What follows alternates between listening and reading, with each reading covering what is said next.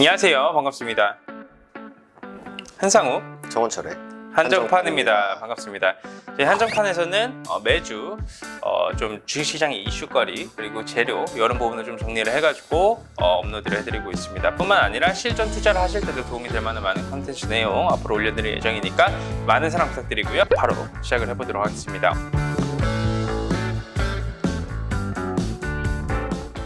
오늘 가져온 주제는 양도소득세 폐지냐 거래세 폐지냐 이 부분에 대해서 한번 논해볼 예정인데요.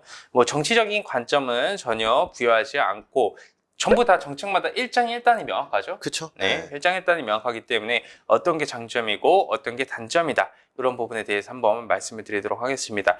일단 오늘이 이제 사전투표가 어제까지 끝났죠. 네, 맞습니다. 그리고 이제 돌아오는 수요일이 이제 선거날입니다.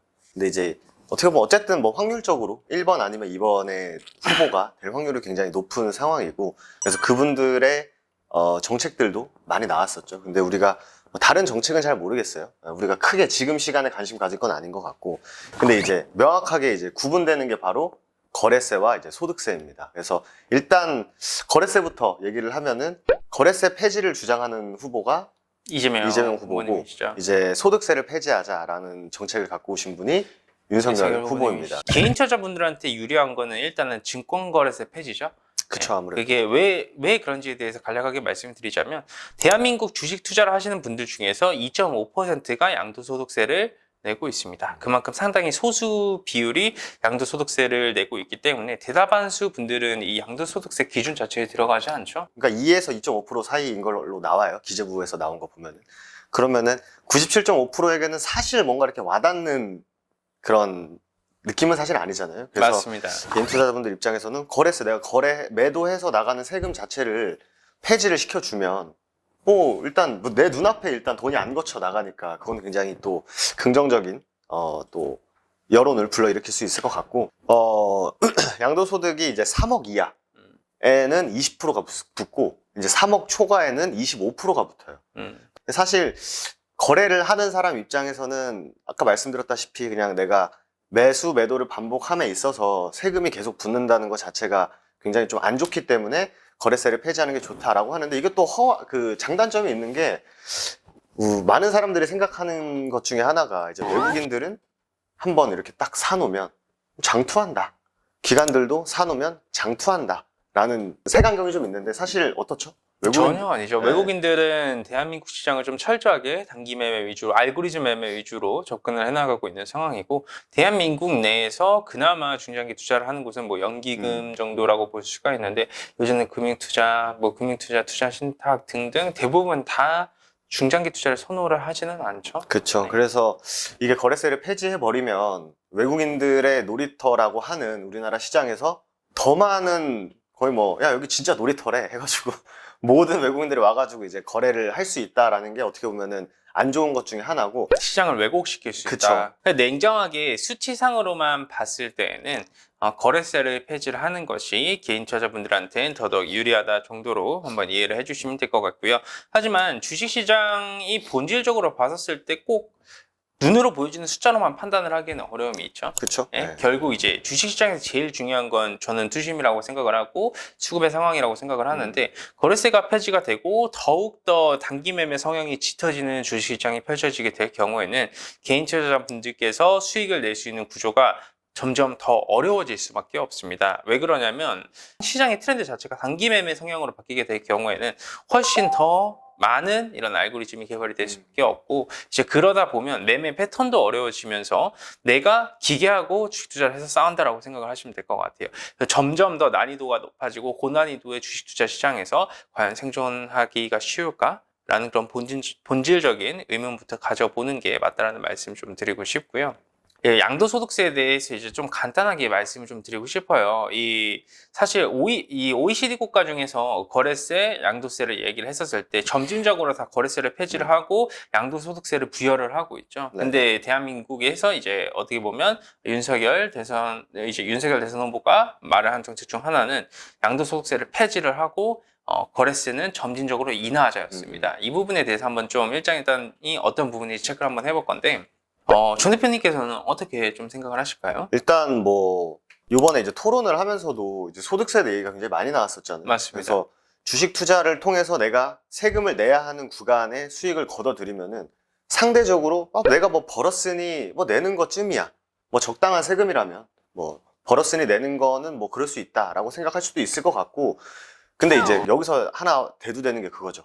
손실난 부분에 대해서는 어떻게 할 그럼 것이냐. 어떻게 할 것이냐. 그 누구도 손실에 대한 얘기는 하지 않죠. 하지 않았기 때문에 요번 좀 아쉬운 부분인 것 같아요, 사실. 어떻게 보면 뭐 정치적인 발언은 아니지만 저는 대선 후보 토론을 보면서 이 신상정 후보가 발언했었던 키워드에 사실상 되게 시겁했어요. 어떤 부분이 좀 시겁했냐면 소득이 있는 곳에 세금이 있는 건 당연하다라고 말씀을 하셨습니다. 근데 그건 저도 당연하다라고 생각을 해요. 그러나 이 주식 시장에서는 어떻게 보면 단순히 내가 노력만으로 또 만들어지는 것은 아니지 않습니까? 수익을 내기 위해서는 그만큼 뼈를 깎는 노력이 이루어져야 되는 거고, 나의 시간이 투자가 돼야 되는 것이고, 그로 인해서 창출이 되는 수익 시장이잖아요. 네네. 그리고 대부분의 개인 투자자분들이 손실을 보시고 계시는 게 팩트가 맞는데, 이런 상황에서 수익이 있는 곳에 세금이 가는 건 당연하다. 하지만 손실이 가는 곳에서는 아무도 얘기를 하지는 않잖아요. 그렇죠? 네네. 예시를 들어서 노동을 우리가 했습니다. 노동을 했는데 노동으로 인해서 손실이 발생하지는 않잖아요. 그렇죠. 노동을 했으니까 노동에 대한 대가가 따라오는 건 당연한 건데,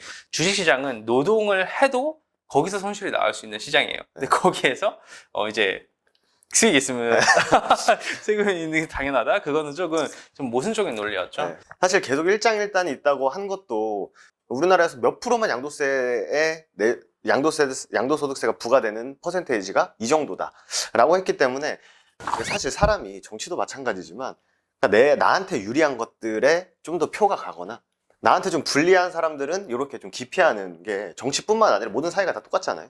그래서 양도소득세와 거래세도 마찬가지로 내가 만약에 5천이 넘는 수익을 창출하고 있는 사람이다 라는 사람과, 아니면 나는 계속 매매는 열심히 하고 거래세는 계속 내고 있는데 나는 5천만 원은 개뿔 500만 원 얘기 나오고 있으면 그 사람은 또 그 정책에 이제 또 좋아하는 거고.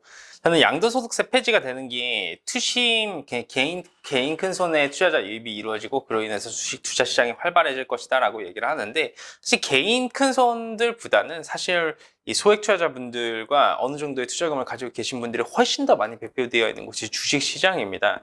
그리고 이제 어느 정도 수익이 났는데 양도소득세를 폐지를 해준다라는 것은 저는 투심을 살리기에는 정말 긍정적이다라고 생각을 하거든요. 그 누구도 돈을 이 정도 벌면 세금을 내야 된다라는 그런 생각이 있으면 사실 투자하기도 꺼려지는 게 팩트가 맞고, 이번에 양도소득세를 유지를 하는 것도 어느 정도 저는 모순적인 부분이 있다라고 생각을 하는 게, 결국 실현손익 기준으로 5천 수익을 보게 되면 네. 세금을 내야 되는 거잖아요. 그러면 내가 계좌는 마이너스 한 30억 손실이야. 근데 연 5천만 원 수익을 냈어. 그렇게 되면 실현손익 기준으로 나는 또 세금을 내야 되는 그런 상황이 좀 발생되지 않습니까? 그래서 그런 부분이 아직까지는 조금 체계적으로 봤었을 때 모순적인 부분이 좀 있다라고 판단이 되고 있기 때문에, 이럴 바에는 사실 저는 개인적으로 봤었을 때 양도소득세를 폐지를 하고, 어차피 거래세는 점진적으로 인하를 하는 추세다 보니까 거래세에서의 세수를 좀 줄여가지고 가는 방식도 좀 충분히 합리적이지 않나라고 생각을 합니다. 이렇게 그 두 가지를 좀 잘 맞추는 게 어딜 가나 이제 균형적으로 맞추는 게 제일 중요할 것 같고,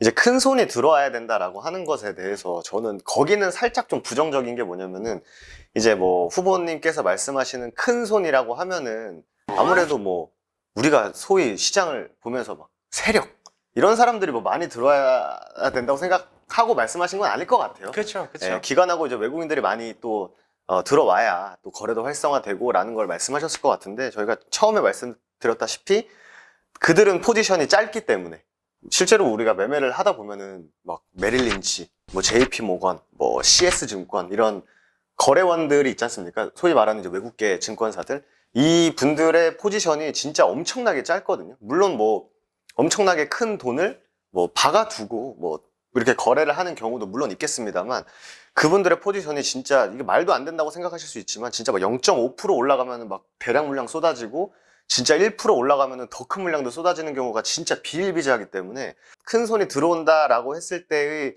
현재 실 상황, 주식시장의 실 상황과는 조금 어울리지 않는다.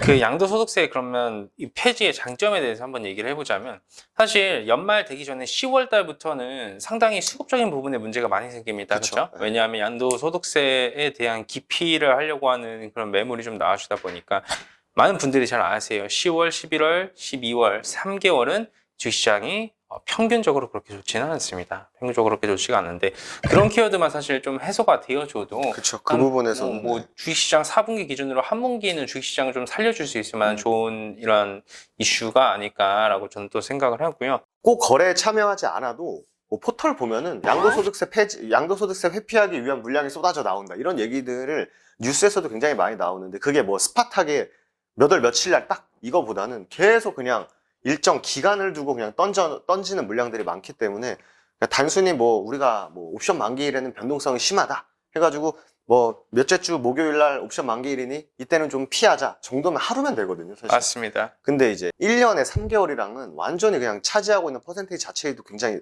다르기 때문에 뭐 추후에 어떻게 될지는 잘 모르겠습니다만 양도소득 회피 물량이 나오는 시즌이다 이런 말이 없으면 좀 더 투심을 불러일으키기에는 훨씬 더 좋지 않을까 이렇게도 생각이 되네요.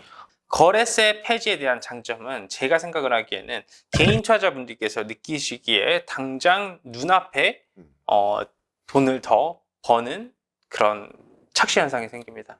사실 거래세 폐지에 그러면 단점이라고 볼 수 있는 부분은 뭐냐면 그만큼 주식시장이 왜곡이 될 가능성이 높기 때문에 난이도가 더 어려워집니다. 지금도 사실 알고리즘으로 그쵸? 다다치는 네. 외국인들 보면요. 이기기가 어렵습니다. 이것은. 냉정하게 보자면. 그런 상황이 좀 연출될 가능성이 높다. 저는 개인적으로 계속 말씀드리는 거는 그냥 이제 자기가 처한 상황에 따라서 너무 달라진다. 하지만 시장 전반적으로 봤을 때는 투심이란 게 제일 중요할 것이고 사실 주식하는 사람이 우리나라가 세금을 좀 잘 걷어야 되는데 라고 생각하는 사람들 거의 많이 없잖아요, 사실. 저는 개인적으로 생각을 하는 게 양도소득세 폐지가 어떤 결과물을 가져올 수 있냐라고 생각을 하면 주식시장을 조금 잔잔하게 만들어주지 않을까라는 말씀 좀 드리고 싶어요. 왜 그러냐면 1년에 3개월은 깁니다. 주식 투자를 하시는 분들한테 수급에 불안정이 들어갈 때는 이 3개월이라는 시간은 실제로 손실이 많이 나와주는 시기이기도 하고 상당히 불안정하기 때문에 이런 수급적인 부분을 좀 해소시켜 줄 수 있으면 잔잔한 시장이 오지 않을까? 박스 시장이 오지 않을까? 예전에 10년 박스피라는 증세가 있었었는데 올라가면 내려가고 내려가면 올라가고 그쵸. 좀 안정적이게 이루어지잖아요. 그거 더 냉정하게 보면 그때 개인 투자자분들께서는 매매를 하기 훨씬 더 쉬웠습니다. 물론 뭐 하락장이 제일 힘든 건 사실이긴 한데 뭐 저도 많이 느낀 게 그냥 차라리 그냥 시장이 조용하면 그냥 진짜 잔잔한 그 기간이 있었거든요. 그때가 언제였냐면은 이제 셀트리온 같은 친구들이 올라가기 딱 직전. 네, 그때가 이제 거의 진짜 말씀하신 대로 박스피 계속 이렇게 움직였고 시장에 뭐 엄청난 악재, 엄청난 호재 뭐 이런 것도 별로 없고 그냥 잔잔한 물처럼 흘러가는 시장이 훨씬 더 좀 나았던 것 같아요. 근데 언제나 그랬듯이 주식 투자를 하는 이유 자체가 근로소득보다 훨씬 더 많은 이윤을 창출해낼 수 있기 때문에 저는 주식 투자를 한다라고 생각을 합니다. 그렇게 되면 내가 꾸준히 수익 창출을 해낼 수 있을 만한 안정적인 이런 여건이 조성이 되는 것이 저는 중요하다라고 생각을 해요. 왜냐하면 너무나도 이 클라이맥스한 시장, 지금같이 막 올라갔다 아니면 급하게 내려왔다 그러면 아무리 많이 돈을 벌었었던 투자자도 손실을 볼 수밖에 없고 갑자기 손실을 보던 투자자도 어느 순간에 갑자기 또 수익을 볼 수가 있고 이런 조금 광란의 파티의 느낌이라고나 할까요? 실제로 이게 서학개미라고 하죠. 그러니까 국외에 투자를 하시는 분들이 막 나스닥이고 뭐고 막 엄청나게 올라갔으니까 이제 그때는 열심히 신나게 돈 벌다가 갑자기 이제 다음 해가 되니까 이제 돈 낼 마음의 준비를 하고 있는데 장은 이제 막 꺾이기 시작하고 나는 뭐 작년에 벌었던 돈을 올해 다 잃었는데 작년 기준으로 나는 돈을 벌었으니 세금을 내야 되고 이런 사람들이 주변에도 굉장히 많았어가지고 그래서 그런 불상사를 막고 조금 더 안정적인 투자를 하기 위해서는 거의 이쪽 방향성이 좀 낫다. 그리고 거래세 폐지는 뭐 이런 방향성이 낫다. 이 정도까지만 인지를 한번 해주시면 될 것 같습니다.